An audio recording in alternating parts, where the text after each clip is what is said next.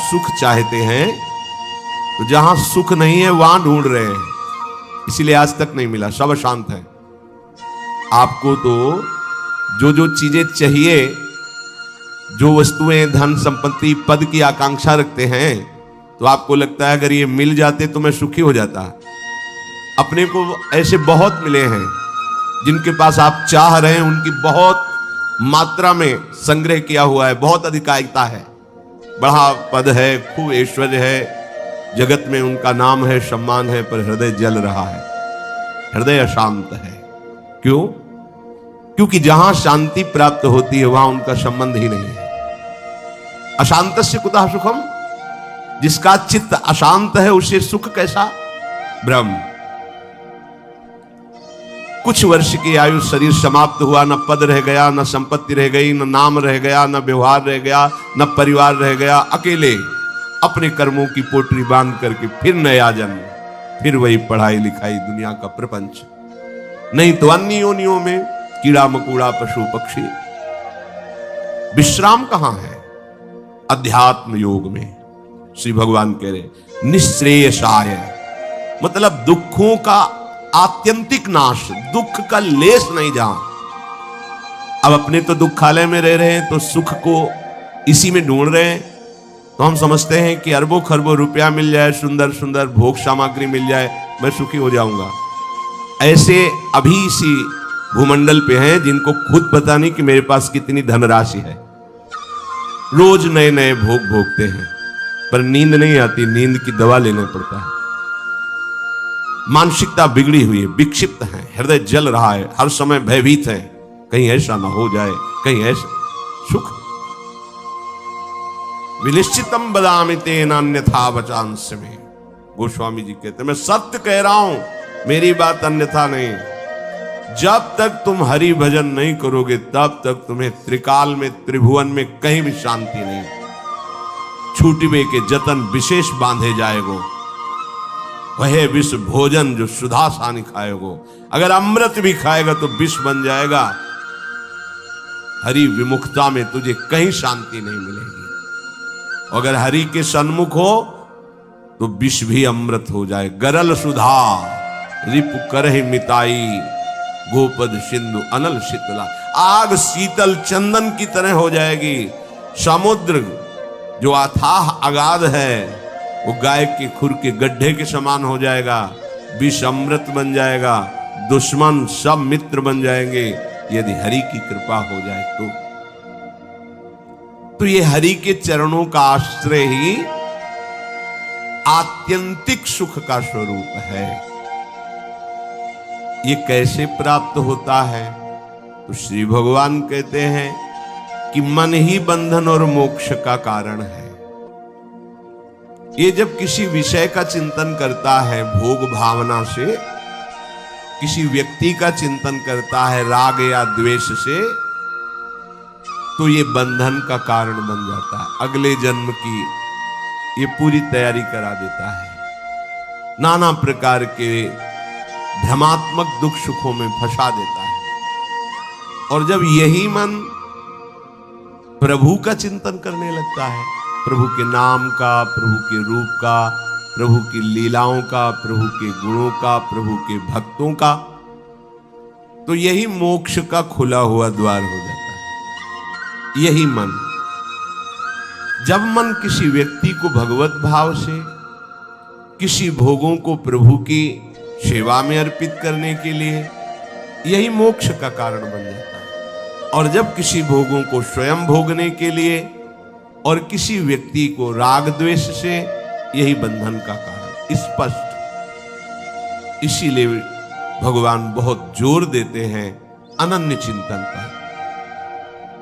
तुम्हारा चिंतन भगवत भाव से निरंतर चलता रहे तो जितनी श्वासें हैं वो प्रभु को अर्पित कर देने का फल होगा, प्रभु के समीप पहुंच जाना। ये तो बहुत कठिन है।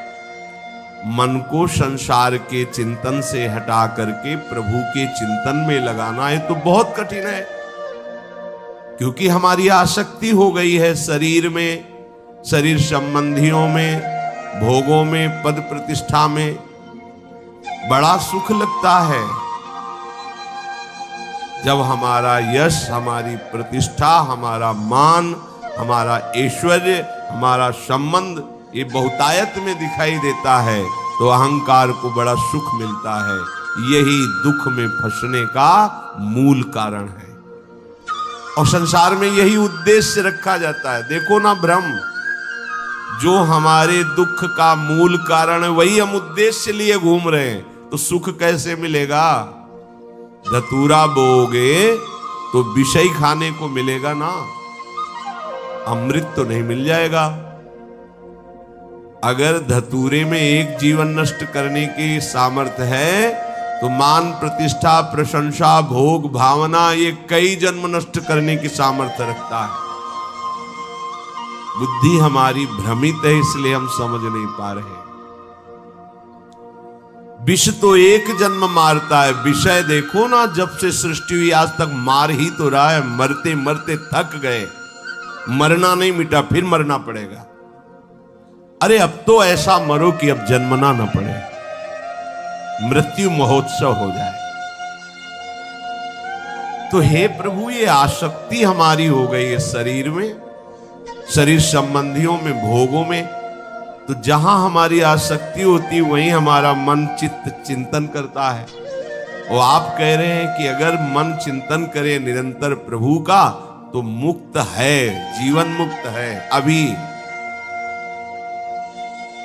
कैसे हो सकता है ऐसा? तो श्री भगवान ने कहा, प्रसंगमजरम पाशमात्मनः कवयो विदुः स एव साधु सुकृतो मोक्ष द्वारमपावृतम्। खुला हुआ मोक्ष का द्वार खुल गया। क्या? जो तुम्हारी शरीर में आसक्ति है, शरीर के रिश्ते नाते संबंधियों में आसक्ति है, भोगों में आसक्ति है, वही नरक का खुला हुआ द्वार है। कैसे? त्रिविधम नरकस्येदम द्वारम नाशन मात्मनः कामः क्रोधा तथा लोभा तस्मादेत्रयम् त्यजेत। जब तुम शरीर भाव से होते हो तभी तुम्हें काम वेदना सताती है।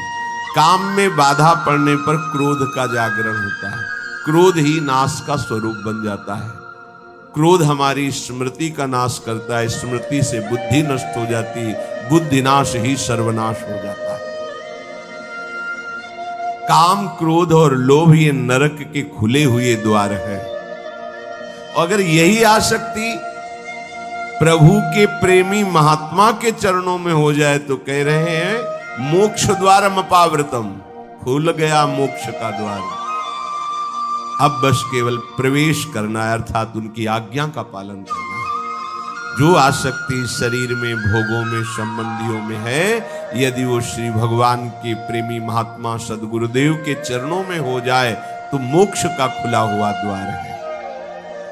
अजात शत्रुः, अगर एक भी व्यक्ति के प्रति शत्रु भाव रहेगा तो यहां लौट के आना पड़ेगा। एक भी व्यक्ति से आसक्ति हो गई तो लौट के आना पड़ेगा। मृग के बच्चे से हुई मृग बन गए, पुरंजनी से हुई पुरंजनी बन गए। हमारी ऐसी भगवत भावना बढ़े कि पूरी सृष्टि में कोई एक भी शत्रु ना हो। जो तुमसे द्वेष करे उसको प्रणाम करो। यदि भगवत प्राप्ति के मार्ग में बढ़ रहे हो, जो तुमसे ना बोले उससे तुम कभी भी रूठो मत। सामने पड़े तो राधे राधे श्री हरि। कभी ऐसा नहीं कि ये तो दुष्ट है मैं गाली देता, नहीं नहीं, हमारा प्रभु ही हमारे हृदय को मजबूत करने के लिए ऐसा स्वांग रच रहा है। सच्ची मानना, भगवान अपने भक्त को समर्थ बनाने के लिए लीला करते हैं, वही है, कोई दुष्ट नहीं है। किसकी सामर्थ्य है कि प्रभु के पार्षद को गाली दे दे, प्रभु के पार्षद को पीट दे, प्रभु के पार्षद की अवहेलना कर दे?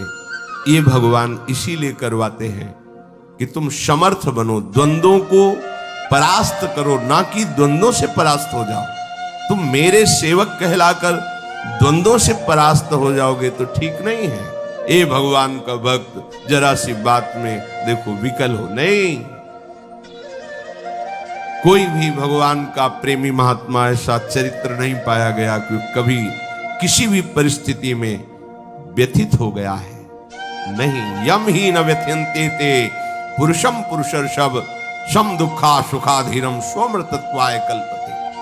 जो सुख दुख में समान किसी भी परिस्थिति में हृदय व्यथित नहीं हुआ, हर समय राधा राधा राधा परम पद उसके चरणों में लौटता है, वही परम पद का अधिकारी है। अजात शत्रवः, तुम्हारा कोई एक भी शत्रु नहीं होना चाहिए, क्योंकि भगवान कहते संतों का एक भी शत्रु नहीं होता। अपना मन ही शत्रु है, कोई और बाहर शत्रु नहीं। जब तक आप अपने मन को प्रभु के चरणों में नहीं लगाते, तब तक ये जाल फैलाता रहता है। एक को मित्र बनाएगा, एक को शत्रु बना लेगा, एक में राग कर लेगा, एक में द्वेष कर लेगा और हमारे नए जन्म की व्यवस्था कर देगा। ये मन ही हमारा शत्रु है जब तक वश में नहीं होता। ये मन ही हमारी दुर्गति का कारण है जब तक ये प्रभु में नहीं लगता। प्रभु में लग जाए, वश में हो जाए, तो इससे बड़ा कोई मित्र नहीं। मन ही श्री कृष्णाकार होकर भगवत साक्षात्कार करा देता है। अजात शत्रवा, कोई भी एक हमारे द्वेष का पात्र न हो। अद्वेष्टा सर्वभूतानाम, समस्त भूतों में द्वेष रहित, दोष बुद्धि रहित हमारे हृदय की स्थिति होनी चाहिए, क्योंकि संतों की ऐसी होती है। शांताः, किसी भी परिस्थिति में कोई तुम्हें अशांत न कर पावे, ना अंदर की वृत्ति ना बाहर का व्यक्ति। ऐसी शांति तभी मिलेगी जब चित्त प्रियाजू के चरणों के चिंतन में होगा, उनके नाम के चिंतन में होगा, क्योंकि भगवत प्रेमी महात्मा शांत रहते हैं।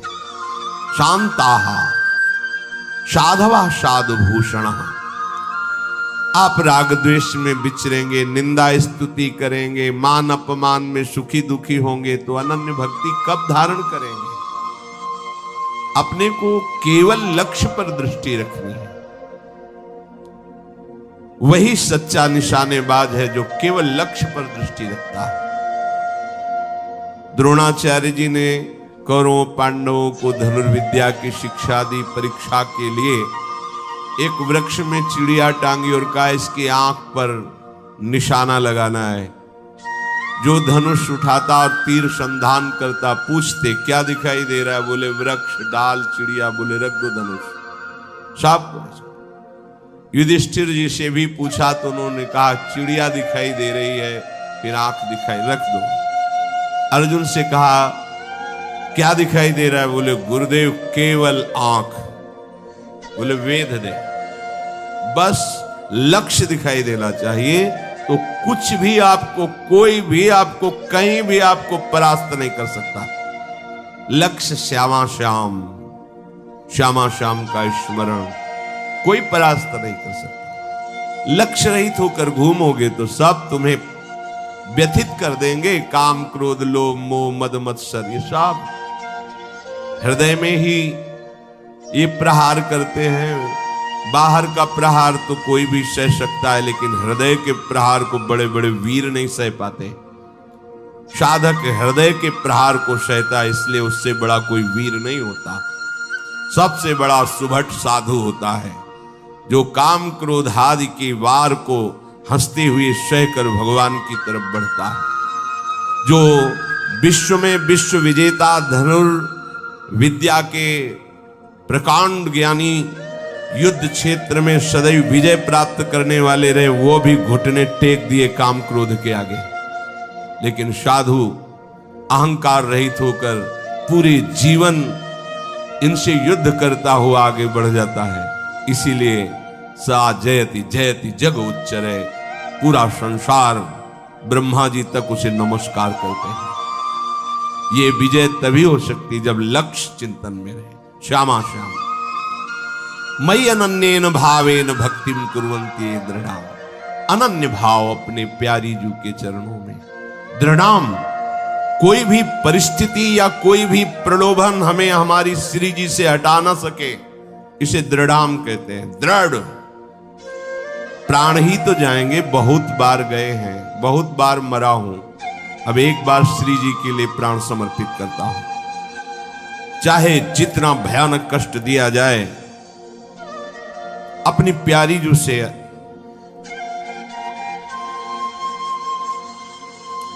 एक क्षण के लिए भी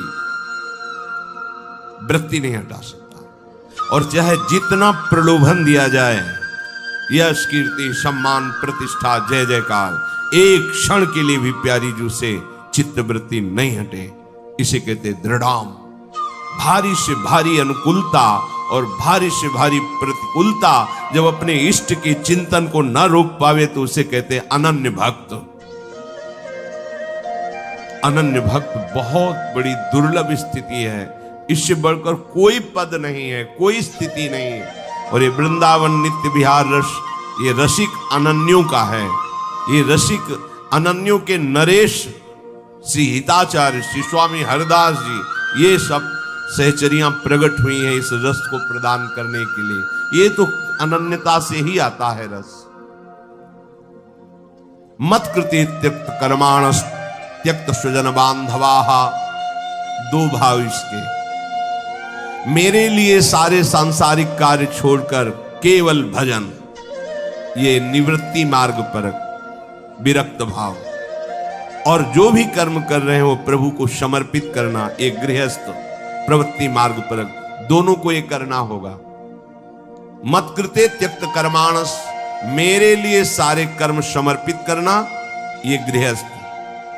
और मेरे लिए सारे संसार के कर्म छोड़कर एकमात्र केवल प्रियालाल संबंधी चेष्टाएं, ये है विरक्त।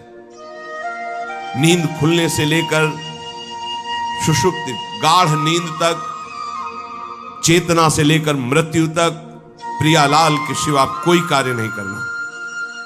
अपने शरीर के पोषण का भी कार्य नहीं करना। हमारे शरीर का भरण पोषण प्रियालाल से होगा।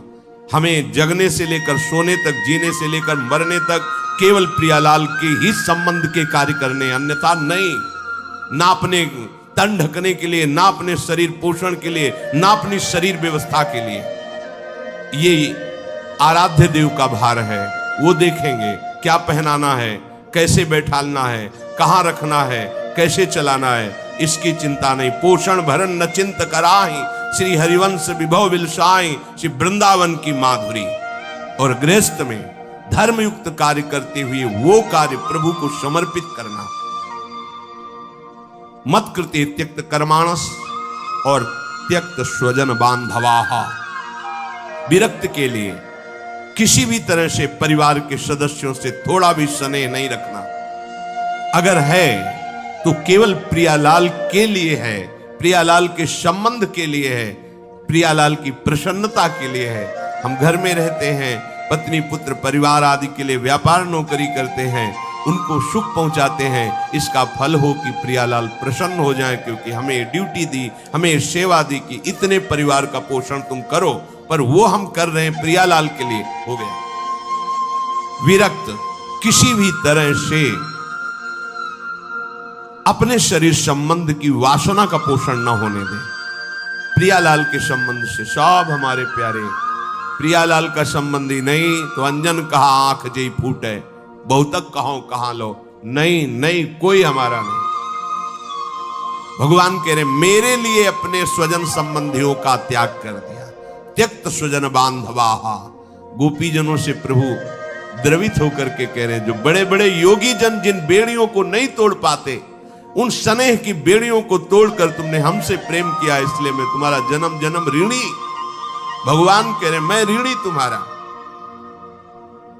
केवल प्रभु से प्रेम करने के कारण ही हनुमान जी महाराज से भगवान श्री राम कह रहे हैं, प्रति उपकार करो का तोरा, सन्मुख हो न सकत मन मोरा।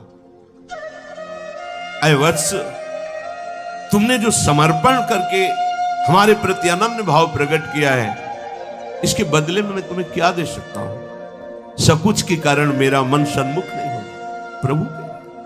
तुम संतात उरिन मैं नाही। ओहो, अखिल लोकों का दाता बोल रहा है, तुम संतात उरिन। ये अनन्य भक्त के लिए शब्द है, दूसरों के लिए नहीं। भगवान